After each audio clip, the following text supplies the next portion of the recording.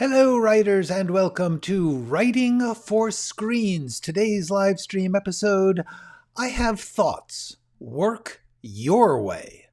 My name is Glenn Gers, and I am the Chief Operating Everything here at Writing for Screens, a channel which began as a way for me to try and take some of the skills and tools and insights that I had to figure out for myself in a 25-year career writing for TV and movies. On my way out of the business, I wanted to leave those behind for those of you who are figuring out stuff for yourselves.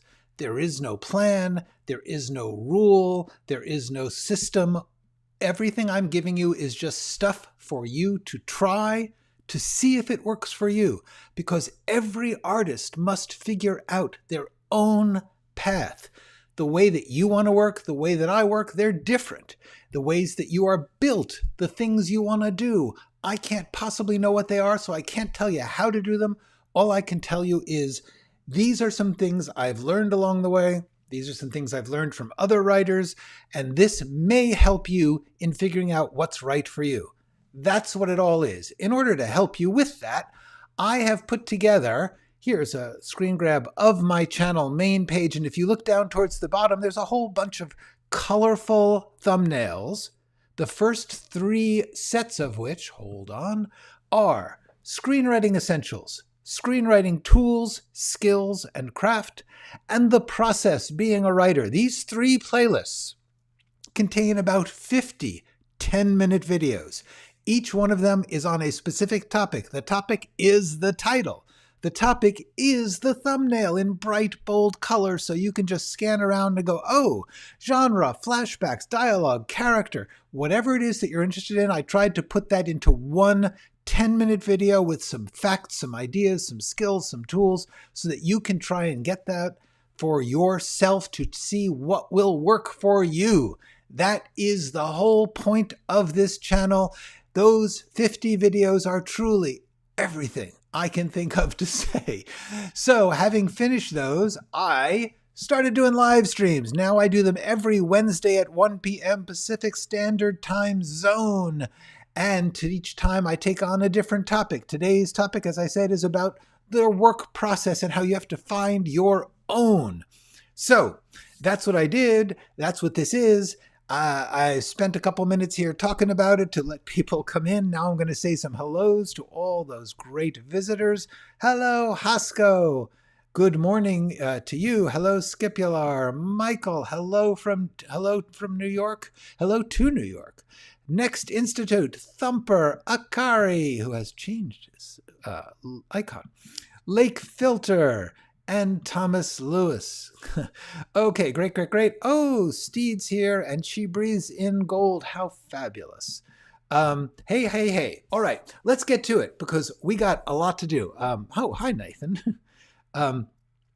My novel has been on hold while I put together the Writing for Screens book, which is almost done. Hope to have it done in September.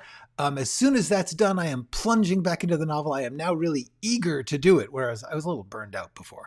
Took the last couple of months off to make this Writing for Screens book, which I'm very excited about. I will be telling you more about it in a few weeks. Hi, Nathan. Hi, Nishaj. Hello, bearded screenwriter. Okay, let's get right to this, because I'm going to talk a bunch at the beginning here, because I've gathered a bunch of information for you. Here's the deal. Here's the subject matter, is the way you work, and this is really important. I teach you what I think is a useful set of things to try for the way you write that I worked out for myself. I work my way because I have to. Before figuring it out, as I have talked about, especially in the fear of writing video, I couldn't do it. And the thing is, I was talented. I am talented. I worked incredibly hard, devoted myself to it literally every day. But my brain goes all over the place. I always want to do too much. And I always get anxious or scared, and I change to new ideas all the time. So I could not write anything. I could not do it. So as I've talked about, this was the process I figured out to give myself a form to work in, which solved that problem for me because of the way I work. But in the course of trying to learn how to write, I've read about all these different writers that I love or admire or can't stand, but got to say, hey, they're doing it. And they work in unbelievably different ways. So what I'm going to do is I'm going to read to you some sections from interviews with various writers about how they work. And then I'm going to end this with a message. So please do try and stick around for the next 15 minutes or so while I run through that. Then I'll do questions and answers. Okay. So let's begin with Joseph Heller. Joseph Heller, who wrote Catch-22 and then a bunch of other novels, he wrote, "My novels begin in a strange way. I don't begin with a theme or even a character. I begin with a first sentence that is independent of any conscious preparation. Most often, nothing comes out of it. A sentence will come to mind that doesn't lead to a second sentence. Sometimes it will lead to 30 sentences, which then come to a dead end." A little bit more about this. This quote is from his Paris Review interview. I've talked about this. The magazine Paris Review always does, every month they do very, very lengthy, detailed writing interviews with writers about their process, their themes, their ideas.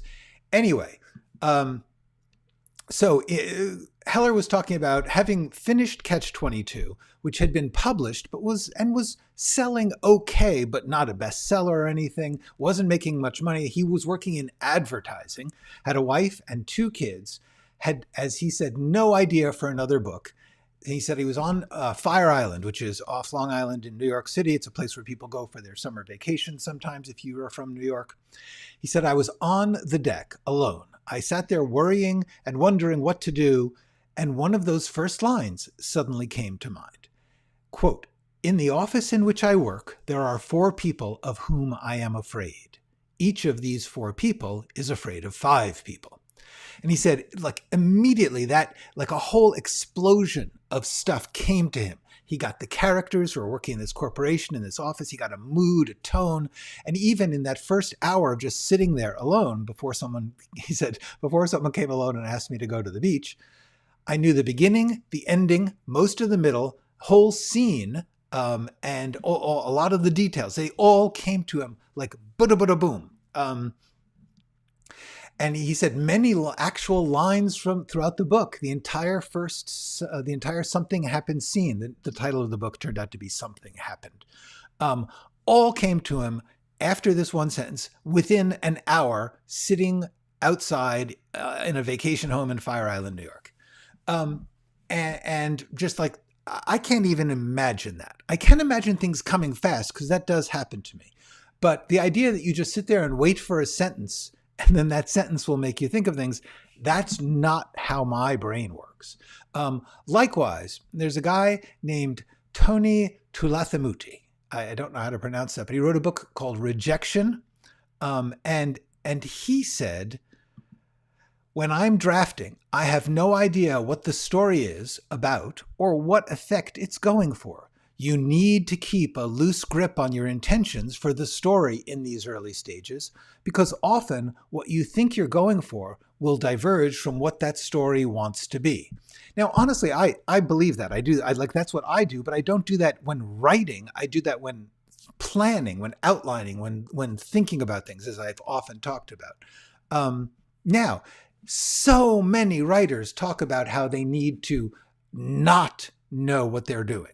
A guy named Max Frisch wrote, also in the Paris Review, "In general, I see a scene or a situation that inspires me to write, but I don't know if it's in the middle of the whole thing or if it's the beginning.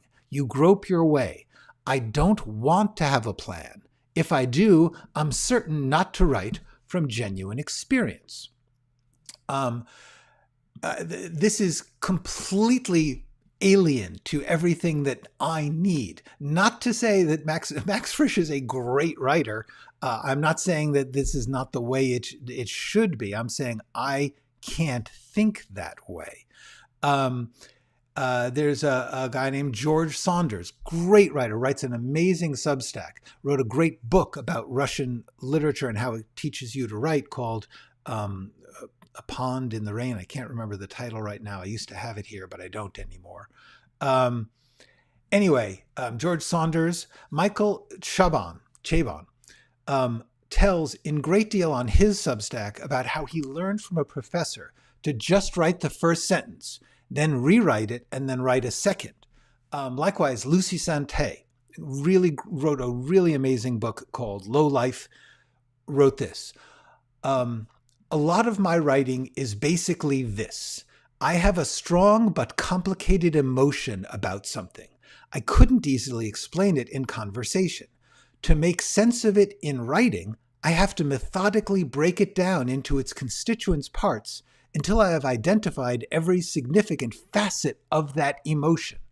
Then, hitherto unsuspected patterns will begin to emerge, which is to say that the writing would not be descriptive of a thought process, but would manifest the thought process in itself. Totally the opposite of how I think or work. Here's further from Lucy Sante. My first drafts are also my final drafts, with a lot of fiddling in between. I view sentences as stair steps. In order to build the next step, you have to first make sure that you can bounce on the one below it. Each sentence generates the next, and in doing so, creates a whole new set of questions. Then he says, I didn't type this in, every sentence has to be thoroughly examined for cliches, solecisms, inconsistencies, blather, repetition, off-register rhetoric, posturing, showing off, humble bragging, and pretending to know things I actually don't. This sustained interrogation of every sentence cannot help but change the intended course of the writing, as internal contradictions are revealed and unfounded assumptions are unmasked. Yes, a long time can elapse between the start of a sentence and its end, although sometimes the sentences just fly by too. But then you don't need to do another draft. So everything I teach, completely the opposite of what Lucy Sante does. And Lucy Sante is a terrific writer. Jeff Vandermeer, guy who wrote what are called the Southern Reach trilogy, starts with Annihilation. He recently finished the third book. He says he writes intending to convey the unknowability of the universe, and therefore wants to make sure to allow for uncertainty in his books. He does not want to make a clear or definitive statement. He says, it's the conundrum of the series. If I explain too much, I betray the whole idea of exploring the unknowability of the universe. In terms of environmental themes, I think they're in there indirectly, but they're posed as more as questions. They're never really resolved in the narrative because I don't know what fiction is supposed to supply those kinds of definitive answers. This kind of thing is entirely opposite to the way I write. I want to talk about even more elaborately different and particular. The most important thing about what I'm trying to tell you here is how particular every writer's work is, how their process is, their work is.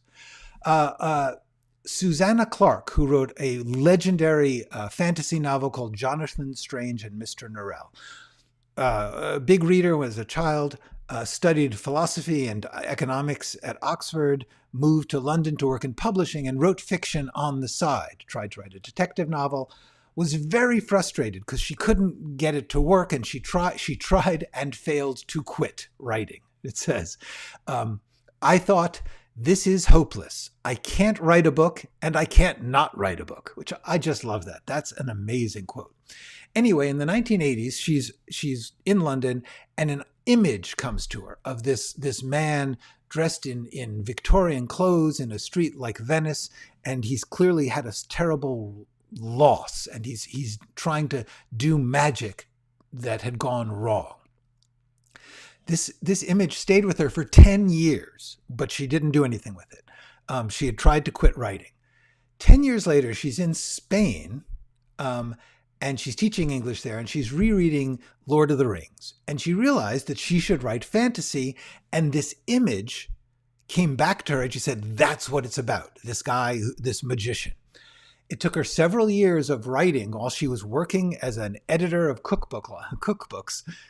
She wrote her novel in the mornings, and she kept falling down into these rabbit holes. So there was all this research that she was doing about Victorian England and magic and all these things. And there were footnotes in her novel. It eventually was almost 1,000 pages, and she thought nobody is going to be interested in this. And many, many people were just put off by how arcane and elaborate and complex it was. Eventually, a big publisher saw it, based on an incomplete, just a part of the manuscript, said, "We're publishing this." Became a huge blockbuster, which is a cool thing. She became an instant legend of fantasy writing. But shortly after that, she literally physically collapsed in a restaurant, never recovered. Migraines, sensitivity to light, brain fog, impossible to do any kind of writing. She had chronic fatigue syndrome, still does. Often couldn't even finish a sentence. She was depressed. She was stuck in bed, stopped thinking of herself as a writer. It took her another 10 years to begin to find her way back to writing. But now she had worked with her symptoms, dealing that she could work if she kept it to about 25 minutes and then stopped. So she couldn't do another big, complicated historical novel. She had been trying to do a sequel to Jonathan Strange. And instead, she just started to write in bits and pieces because that's all she could do. And wrote a surreal novel about a man trapped in a labyrinth, and sooner or later, edition. And she says, the biggest thing I battle with is how much energy I'm going to have to write today. She writes by just images and scenes come to her. She writes them down as fragments. She has no idea what they are. She knows there's a world that they belong in, and she puts them together when she has them. But she doesn't know what she's writing when she writes it. In fact, she says she very often writes things which she thinks this is behind another story I'm writing. And as in that way, she has written a new novel at last after 20 years. And she said, write the way you can, not the way you think you're supposed to. She has actually come to believe that the limitations imposed by her illness haven't made her less of a writer. She's just a different kind of writer. Now, a lot of these ideas, these ways of writing, at the same time, we have John Irving, another legendary, terrific novelist. He writes the last sentence first, the exact opposite of Joseph Heller, Michael Chabon, Lucy Sante. He writes the last sentence first, and then he says, how am I going to tell a story that gets to that sentence? And then he plans in detail every scene he is going to write before he writes it, huge, enormous, detailed outlines, so that he says, when I'm writing, all I have to think about is the words. Absolutely, totally different. Now, even more different, and I'm sorry, I've just collected these over the years and I find them fascinating. Nick Hornby, who wrote About a Boy, wrote High Fidelity, very popular British writer. He wrote an entire article about how easy it is to write, and that his advice to writers was about how you have to stop writing and make sure you take care of your life and things.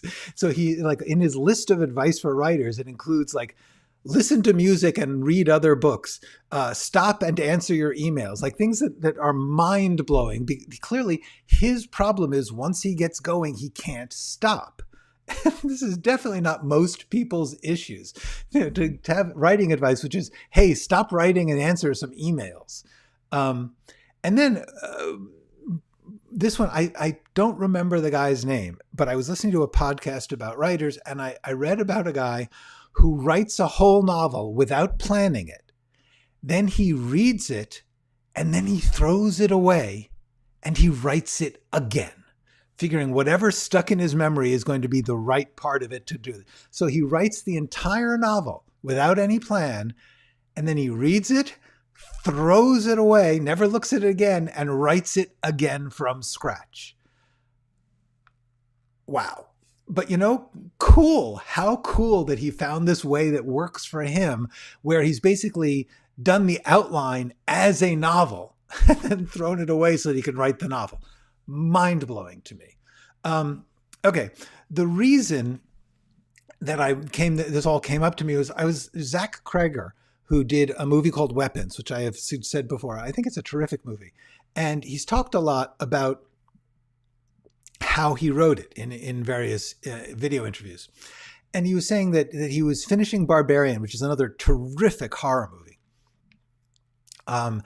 And his best friend died in an accident, really like destroyed him. And he said writing was an emotional reaction to that. I was spared because of my emotional pain, writing from a place of ambition. I was writing from a place of catharsis, writing where the process is the reward. Not to write a movie, not to write my next project, but to write because I needed to get this venom out. So he started writing. He had no idea what the story was going to be. He just went line by line.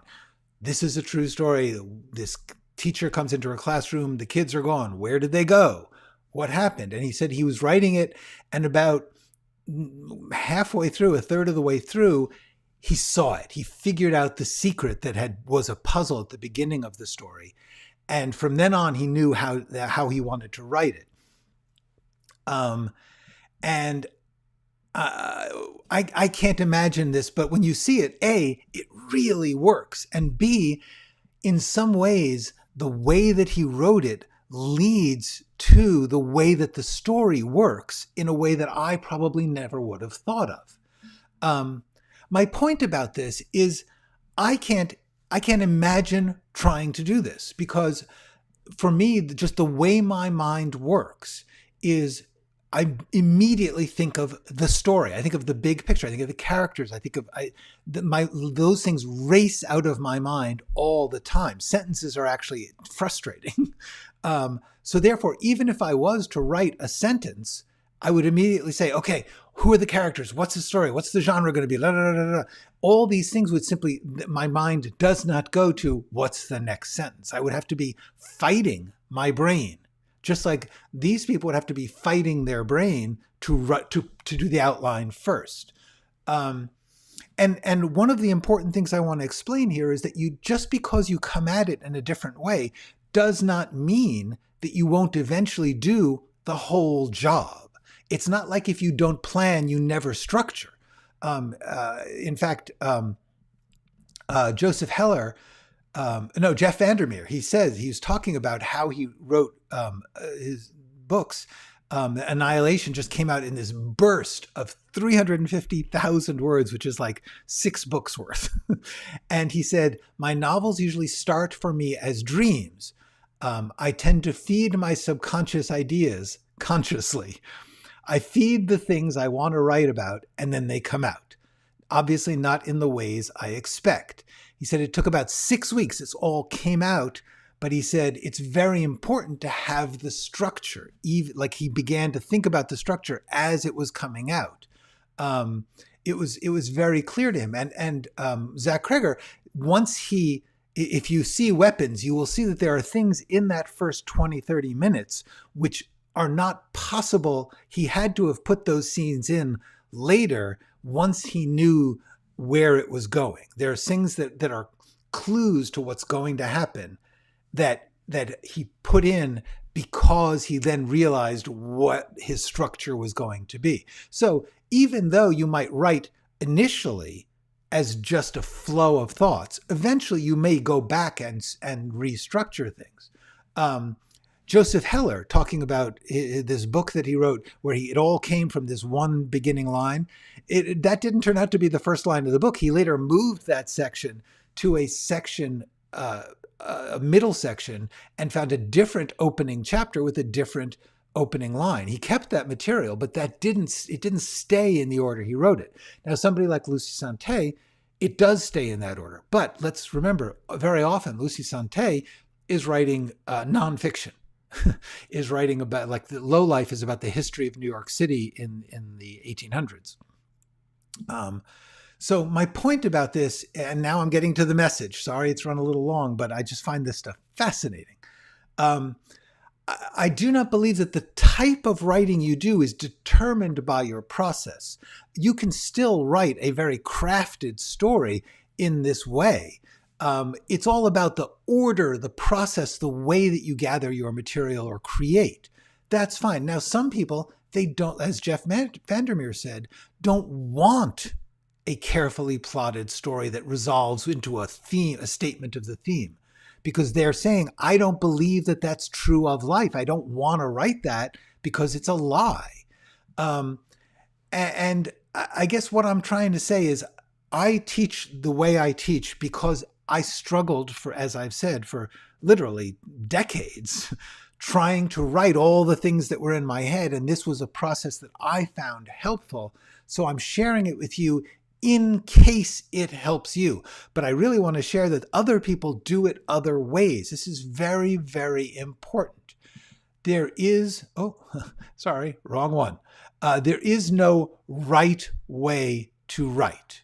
I somehow lost that card. I'm gonna see if I can find that. Hold on a second. It was a good one. No, I didn't print it. Okay. The point is, there is no right way to write. There is absolutely no right way to write. There is no particular path that you should be on. Every artist must make their own path. And by that, I mean you must think about yourself, think about how you write and what you want to write and what works for you. And then you must work out a way to work. That's why I've been talking about this. All of these people had to work out their own way to work. They did not follow a formula that someone else told them.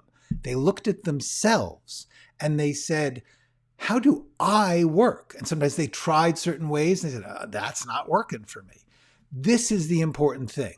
The point here is that every single one of us is unique. You are different than me. You are different than the person writing the "This is how you must write" book. Everyone is different. I believe that that is actually the point of art. Art is proof that we are each unique, okay? Every single artist does something a little different than anyone else would do, sometimes very different.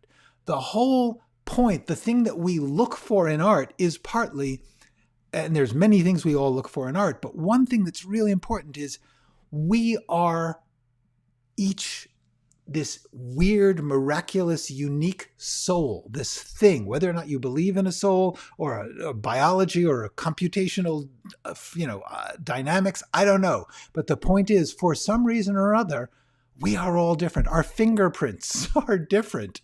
And that is something that we can't wrestle with. Most of our lives, we have to work with each other. We have to live in a society, as George Costanza said. We have to live in the world, and yet we are very, very distinctively unique. And unique also means we are alone. No one is exactly like us. No one is us. No one has ever been, and no one will ever be us, which is terrifying. And art somehow lets us share and connect and respect the uniqueness of others, the life, the individuality of other people. That's something that's very, very important, partly because it means when we're gone, we're gone. And that's something that you need to really think about and accept and treasure, because while we're here, we are valuable. We are unique and important, each one, simply by existing. And the whole point of this, my point is, the central job, the first thing you have to do is figure out your way of working, because you're figuring out who you are. That's the message. Write your way. There you go. Okay, now I'm going to get back to a whole lot of comments. Okay, well, thank you so much for listening to all that. Went much longer than I expected. Yes, I will absolutely, I promise, I'm going to publicize the book when I get there. Hello, Wolf Powers. Heller is my second favorite writer after James Baldwin. That's cool. I totally get it. Yeah, in both of those cases. Heller's experience is much like mine. Nothing, then boom, an entire universe is in my brain, everything about them, everything. Yeah, a lot of people, and I do, this is why there's this concept of inspiration. Inspiration literally means something is being breathed into you from somewhere else. And how that happens is entirely different for everyone. She breathes in, says, first sentences can be quite meaningful and evocative if they manage to capture the story's message and tone, etc. Basically, it encapsulates the story's DNA in one succinct sentence, which is true and has been true since the beginning of written literature. If you think about in Western literature, you have the Iliad and the Odyssey. Both of them start with the poet saying, sing to me of anger. Sing to me of Odysseus's journey. In other words, that the very beginning of the story is indeed saying, this is where I'm going. This is what my theme is. Oh, cool. Haskell knows Max Frisch. That's great. Yeah, he's not that well known anymore, but yeah. She Breathes in Gold adds, with that said, I don't personally work this way either, but I understand it. Yeah, that's the thing. Even Joseph Heller found a different first sentence. The fact that something starts you in your process does not mean you have to stick to that order. You may be caught up in something and then later find that that's the middle or end of the story. That's okay. One of the things that's most important is that you figure out how, as I said, no matter how you start, you're going to have to do the whole job. And that job may be to follow the stream of consciousness and then give it to people and say, this is what it is, figure it out. That's cool. That is a completely legitimate form of story and a completely legitimate way of working. Whether or not that will be picked up by Hollywood, who knows? Whether or not that will be picked up by a big publisher and become a bestseller, who knows? Joseph Heller had a book that came out and was not a bestseller and then weirdly got picked. The culture sort of caught up, partly because of the Vietnam War, and his novel based on his experiences in World War II suddenly became this enormous cultural hit. It wasn't like people read it and said, this is a hit. It took a while. Hello, Doreen.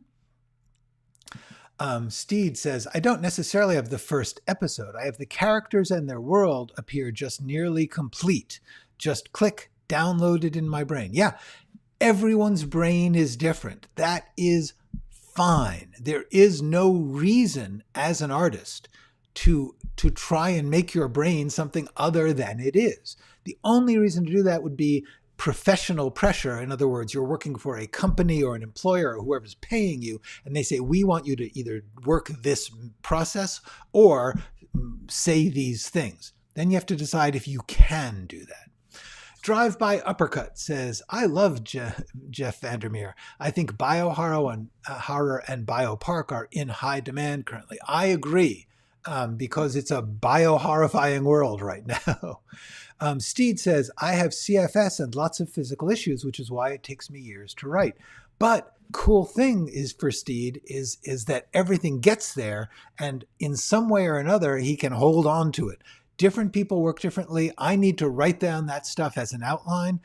That is all that matters, is that you feel good about your process and that you are producing what you feel good about.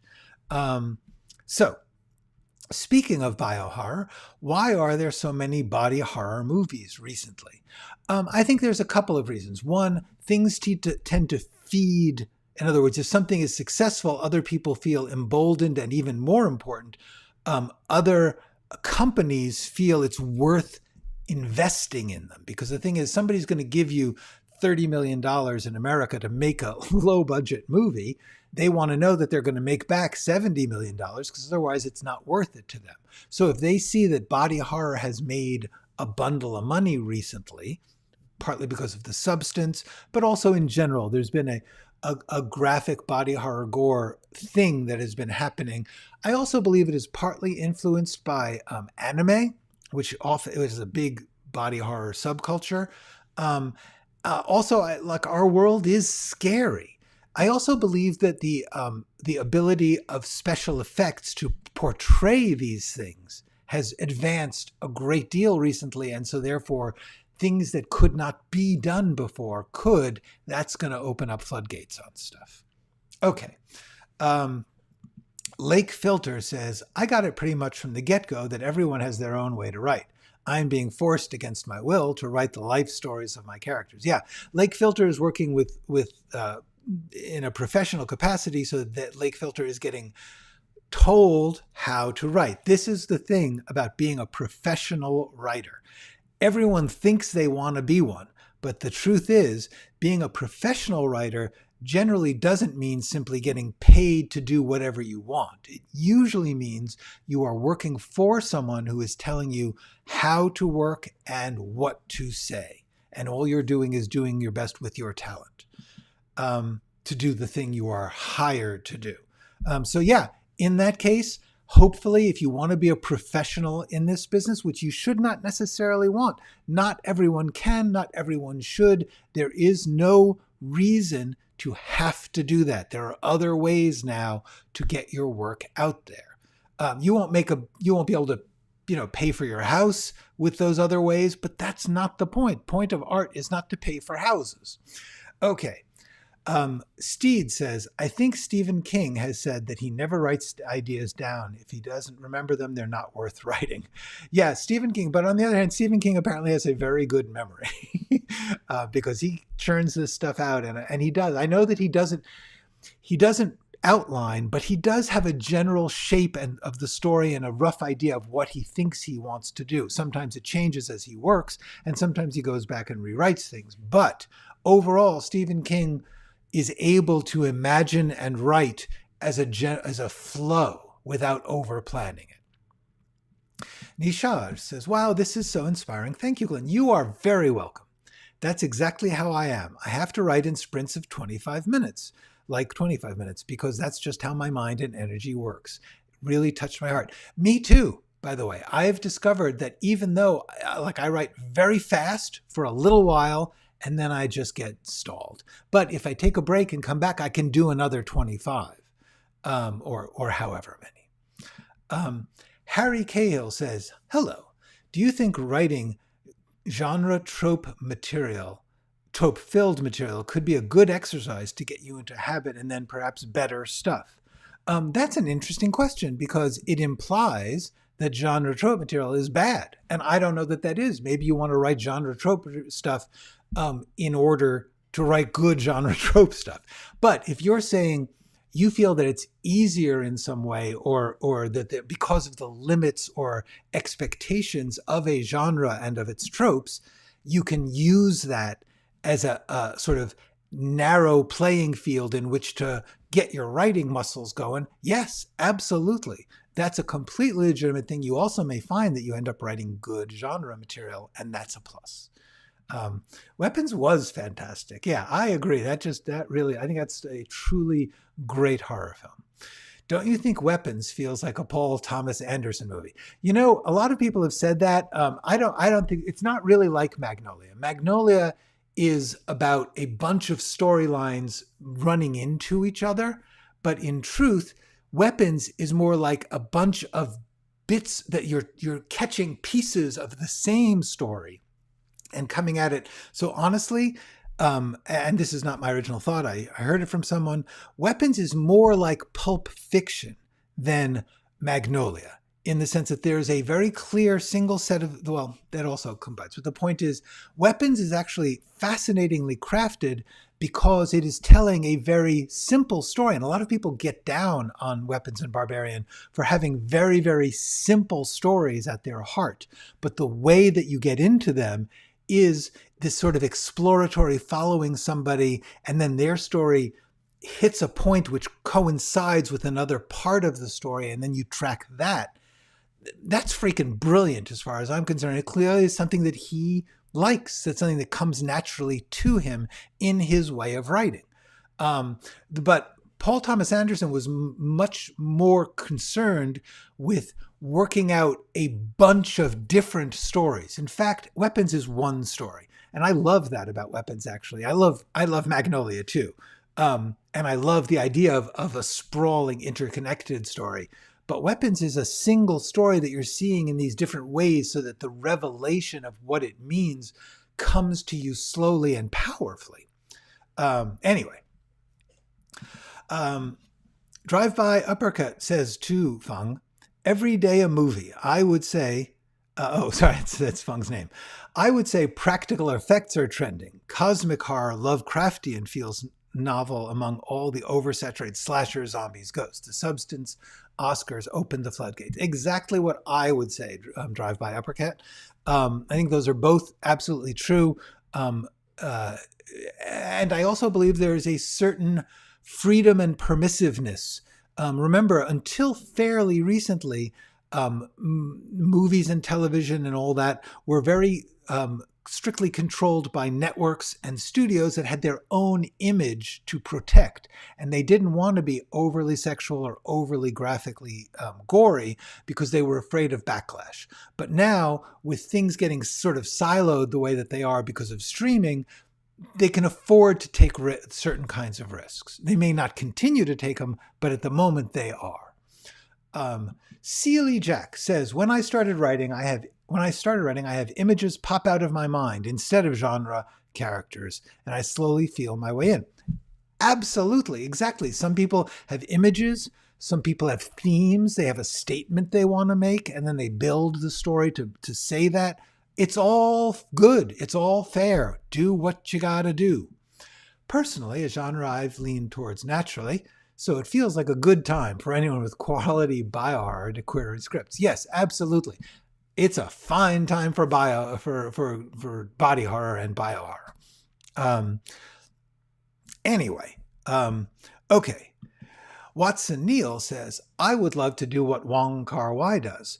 Leave out the ending in the script and wait till the shoot to see what will happen. Sadly, I don't think it's possible to do in spec scripts. No, it's definitely not. Well, actually, it is as long as you're not asking someone to finance it who doesn't trust you. The reason that an auteur like Paul Thomas Anderson or now Zach Kreger, who gets final cut on his work, or Wong Kar-wai, is that basically there are certain companies that say, we don't know what's going to be good, so we back an artist that we think is good, and we see what they do, and we say, "I'm going to back you.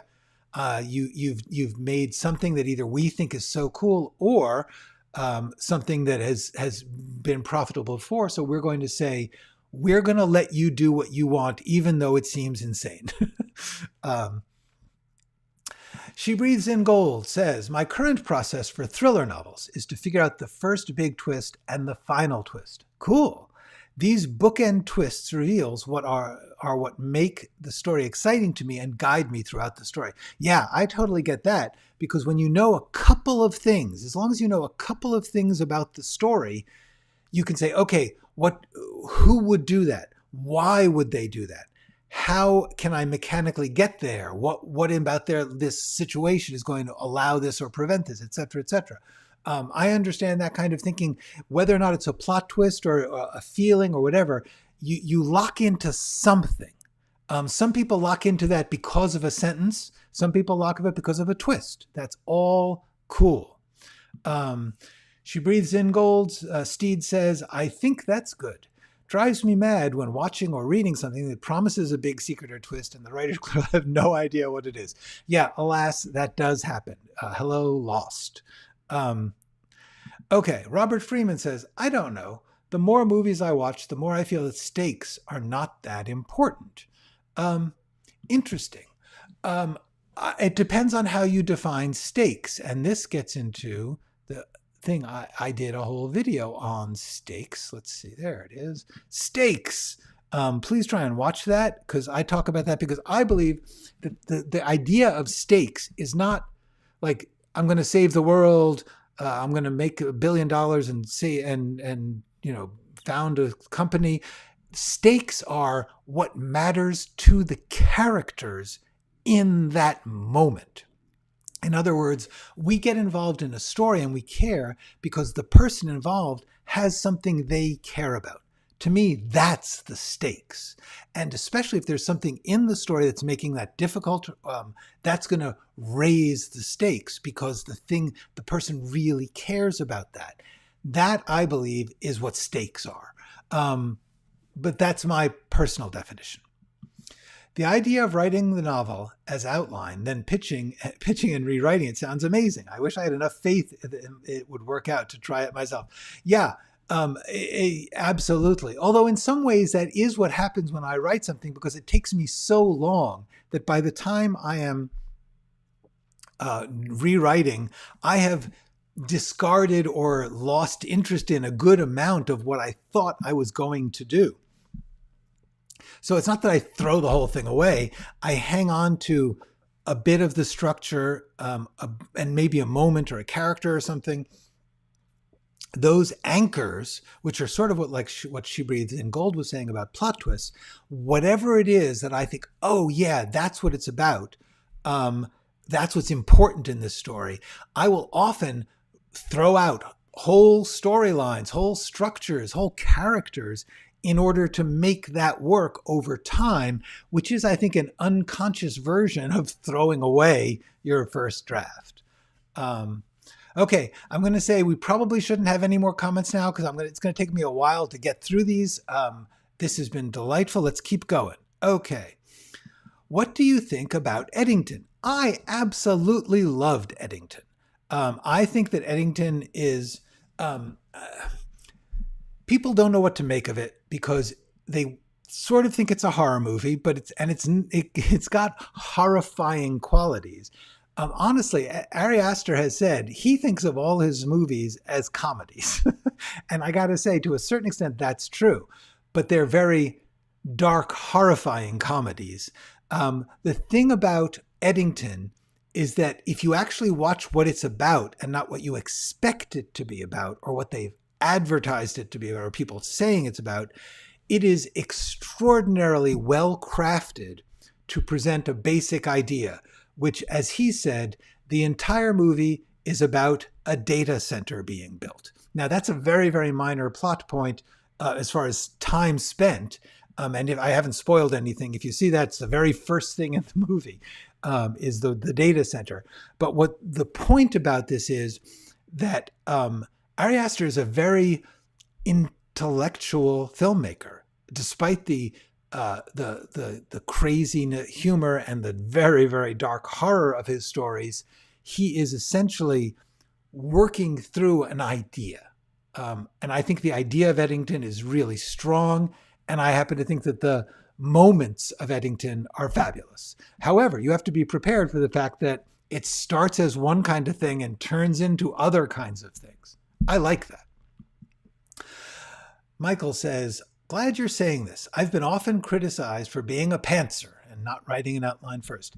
No one can criticize you if it works for you. That's my answer. If somebody says, oh, you shouldn't do that, if you're doing it, screw them. I remember I grew up in New York City and I stayed there until I was 38 years old. And therefore, I never learned to drive. Also, I am highly anxious and would be a bad driver. And I can tell you that for sure because my wife tried to teach me to drive when we moved to Los Angeles. And she said, you should not do this. Anyway, the point is, I had to learn to live in Los Angeles without driving. I was a pantser of driving. I was not doing whatever. And everyone spent so much time saying, you have to learn to drive. And I don't have to. I didn't have to. I managed not to. The kind of work I was doing and the way that my life worked, I didn't have to. And I was okay with that.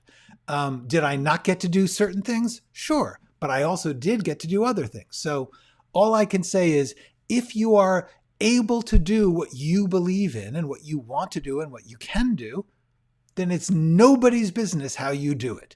The question would be if the way you do it means that you can't do what you want, then you probably, for your own sake, should think, why is that happening? And try and figure out alternatives. And the only other thing is, if for some reason you want to work a certain way and either you want to be a professional because they will require an outline, or if it's somehow harmful to other people. Like if you are collaborating with someone and they need to make a plan and you refuse to plan, that's a problem. That's something you have to figure out how you're going to handle. But overall, there simply is no right or wrong way to do this. There is no path. Every artist must make their own path. Okay. Thanks for the different views and methods. That's super helpful. I don't know where I stand, but it's sure good to hear there are many stands. Exactly what I was trying to communicate. Thank you, Haskell. That's marvelous. You have time to experiment and try different methods to figure it out. Exactly. And basically, we all have to. That's the only way you can figure things out, is to try, to say, as I said, as I told you, like I thought, I'm going to just bull through this. I'm going to go to a hotel room and write for 3 days straight didn't work, but I had to try it to find out it didn't work. Try and pay attention to yourself honestly, which is a good thing to do in life in general. I tend to struggle with my writing because 90% of the time I am beating myself up because I can't find my path. I more so have sprints of writing. Thank you for this topic. I needed this. You are very welcome. Don't beat yourself up. Everyone out there, that is my message. My message is there is no value to saying you are failing to do this. If you are in fact failing to do this, the question is not, are you good or bad? The question is, why are you failing? It may be that you're failing because you're trying to do something that doesn't suit you. And if so, you'll change. If you think you're failing because you believe other people are telling you how it should be done, that's what I'm trying to explode. No one can tell you how it should be done. They can just tell you, this is how I did it, or this is how so-and-so did it that I've heard about, or this is how they do it at this particular workplace or school. That's how, and then you can say, that doesn't work for me. Or you could say, I think, let me try that. It's going to work. But there is no should. There is no beating yourself up. There is no, what are you beating yourself up for? Failing to do a thing that nobody says you have to do. All right. Anybody who says you have to do it this way, they're wrong. They are wrong. Okay. So funny that you said that, because I just watched a film courage video, a teacher using Enneagram saying there are only 9 types of people in the world. Yes, many, many people believe that they have solved writing. They haven't, but they believe it. That goes back to Aristotle. Okay, Aristotle said, hey, we're going to say that this is how you write. Aristotle was right about some things and wrong about a lot of things. The entire tradition of analysis of art comes from this theory of, we're going to say this is how you should do it. It has been conclusively proved that that does not work. If you actually did Aristotle's rules in the Poetics, first of all, you would have yourself this whole problem about slavery, which is included in his rules of writing. Second of all, I believe dance is one of his main genres of writing. It just it doesn't make any sense. And I am not coming down on Aristotle. He was doing what he did for his way in his culture. Cool, but that does not mean you have to do it. Thank you, Akari. I'm glad that this is helping. Roberta says, every time I have a writer's block, I read a Charles Bukowski short story and suddenly it will be gone. Wow, that's great. Yeah, whatever works for you. If it works, do it. Vlog with Shweta says, awesome. Thank you. I appreciate that. I am more surprised with Japanese anime. Their form of storytelling is fascinating. Yes, that is true. And it is only in the past couple of decades that we've had access to it here in America. And it's wild. It's wonderful because entirely different methods of storytelling work perfectly well. And in some ways work better. There's different things. They all work in different ways. There is no right or wrong way. Hey, Gene, how's ward number 6? Hope you are doing okay. I believe Christopher Nolan stole Japanese anime film Paprika and turned it into Inception. In some ways, yes. I would not say stole. I would say was inspired by. And only because there's not a direct copying. There's a versioning. Manuel Puig writing inspired in the movie for love. Maybe we should read more novels to become a filmmaker. I believe that is true. That the screenwriters tend to silo themselves off pre-professionally, and because it is a weird art form. But the truth is, it's good. The great writers, the great creators have always borrowed from other art forms. And that's a really valuable thing to do. Lake Filter says, after writing a few different genres, I found that even when I use different theories or tools, my process of writing is pretty much a carbon copy across all works. Great. If you found that, that's perfect. That is all you can do. Hi, Moria. Great to see you. Thank you so much. Michael says, usually when I write, I can breeze through the first act and know how my first and my third act will go. It's that second act that stops me hard. I will look for it. I believe that I did a whole live stream about second acts. I will try and put a link in the description about 10, 15 minutes after this is done. Let me write that down so I make a note to myself. But I did talk about the second act because a lot of people seem to have trouble with that. And I spent some time going into it. So check the description about 15 minutes after this is over, or for those of you watching it on replay later, it's there. I'll try and connect to that live stream about second acts. Have you watched Freakier Friday? I surprisingly liked it despite being a sequel to some blockbuster. No, I haven't watched it, but it wouldn't surprise me. You never know when something's going to be good. You just can't be sure. So cool. I'm glad for the people involved that it is. I think A24 is responsible for all the stupid body horror. Well, clearly Germany Football Rocks does not like body horror. And I would say that there's a fair amount of truth to A24, but Neon is coming up fast behind. But yeah, A24 has certainly backed a good amount of body horror, and it has gone well. Stay for them. Apparently not for you. Stay foolish. But the problem with Wong Kar-wai movies is that the owner of that film company is suspected as a gangster leader. I am not going to get into, I don't believe that we should necessarily hold the artist or the work of art responsible for the sources of their money. A lot of people worked for Harvey Weinstein and knew he was the devil, but he was also supporting their art. And I wish that we all had the freedom and power to allow us to hold ourselves to a very strict standard when it comes to who we collaborate with. But the truth is, only some people have the money, and only some people have the power and the keys to the doors. And sometimes you have to deal with them. And many of the companies that we work for have unscrupulous, horrible, or people or terrible investments. It's a balancing act that you have to choose for yourself. But I do not personally judge a work of art by its sponsors or even by its creator. I try not to. It's hard not to think about that when you know that an artist had a deep, deep evil to them. But at the same time, some of them have made really cool art. Surely you can't use a plot twist as a selling point. If a plot twist is sold in adverts, then the audience will already know. It makes it less surprising. That is true, but you don't have to. We're talking about the writing process, not the selling process.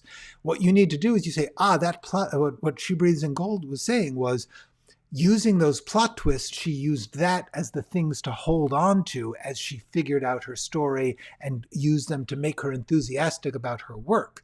However, eventually when they sell it, as in with Barbarian begins, and it was sold as a story of two people on a rainy night who discover that they have Airbnb'd the same place at the same time, and therefore they are trapped together in this bad neighborhood in this Airbnb, and that's all we know about the story. It goes other places. However, the selling of the story was only that. So you can do it.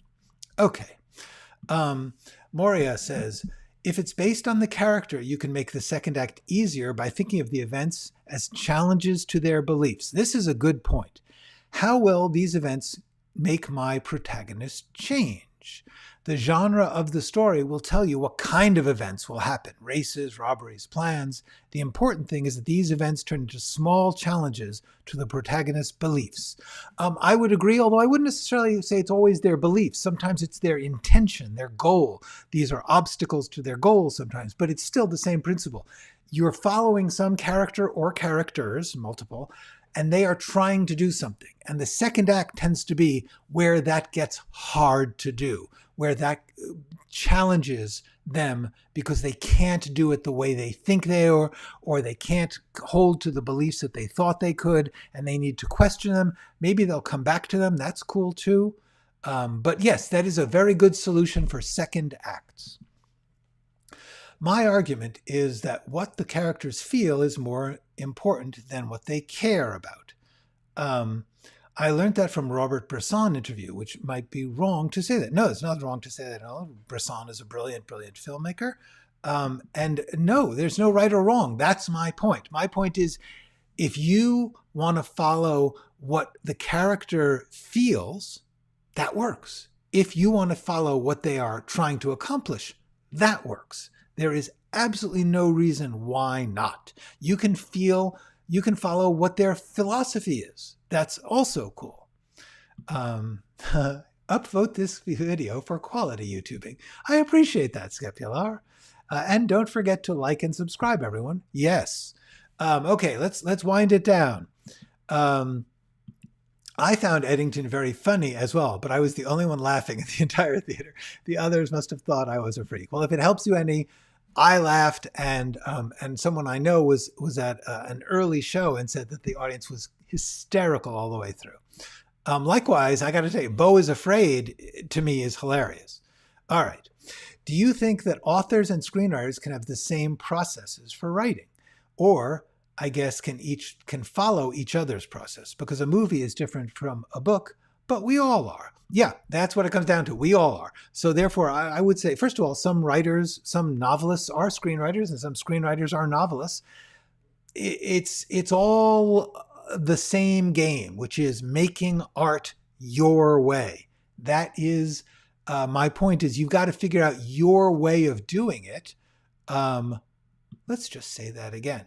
And if your process partakes of fiction, of novels, of screenwriting, of radio drama, of paintings, whatever it is, there's certain people who are inspired. Like there's the guy who did the movie Blonde has said his total focus and inspiration is on the pictures, the visuals. He frankly doesn't like words. And he makes cool films. I'm not a huge fan of Blonde, but I'm glad it exists. Do you take a cab a lot? No, I take the bus a lot. And now when I moved to LA, there were no Ubers or even bus maps, to tell you the truth. Now there's Ubers and Lyfts and Waymos, and there's all sorts of ways. And also now the bus map is on your phone. All of these things are huge improvements in my life. But the truth is I mostly got around by bus. Now and then I would take a cab. Also, my wife did drive, and frankly, part of the deal when we got married was we're going to move to Los Angeles. We lived in New York. She worked in a bank. I was her office temp when I first met her.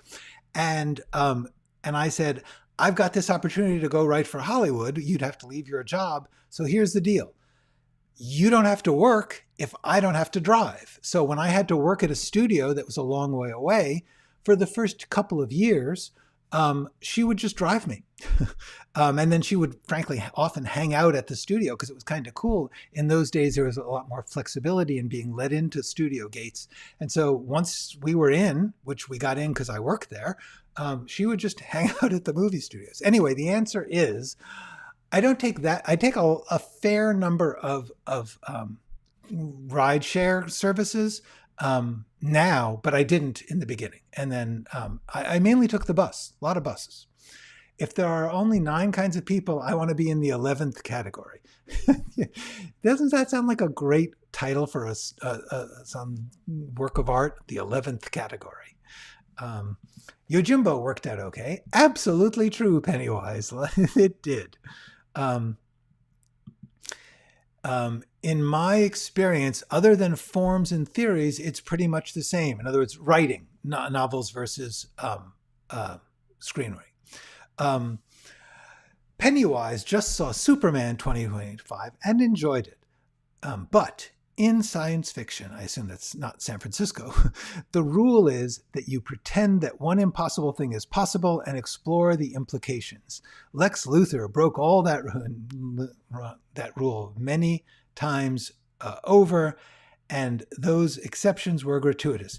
I'll tell you what I think about that, Pennywise. I think that James Gunn didn't care about that rule. Because that rules are tools. Rules are ways that some people choose to organize their view of art or their view of their art. But there is no such thing as an actual rule. And so therefore, James Gunn is just writing a different kind of thing. He might say that it's not science fiction at all, that he's writing fantasy. Or even to say comic books are a genre unto themselves and the rules don't apply. So I don't know. I love the movie. And I understand why that would bother you, but my answer would be, I'm not sure that rule actually applies. But if so, then he broke it. Oh, well, I guess we can give him a ticket. The Dark Knight trilogy reissue is filling up cinemas in the UK. How weird old movies can still be that impactful. That used to be a thing that happened all the time, especially because it was very hard to see old movies. Back in the 40s, 50s, 60s, 70s, studios would re-release movies all the time. They would release Lawrence of Arabia or whatever it is, because it was hard to see those movies. You didn't get to go see them. So they would say, you know what, let's run that for a couple of weeks. And it worked out well. I saw a lot of movies that way that had opened before I was, when I was a child or before I was born. And yet I got to see the Guns of Navarone in the theater or James Bond stuff in the theater because of that. Okay. Thanks for the stream. May happiness and good health always be with you. Indeed. I like that. This is another rare occasion where I'm going to write after your stream. Cool. Go write something. That is good. Driving Mr. Glenn could be a movie. Yes, it could. You are welcome. You are welcome. All of you are welcome. I am thrilled. I've got to go. But I will say this has been a lot of fun, and I hope that you go write something.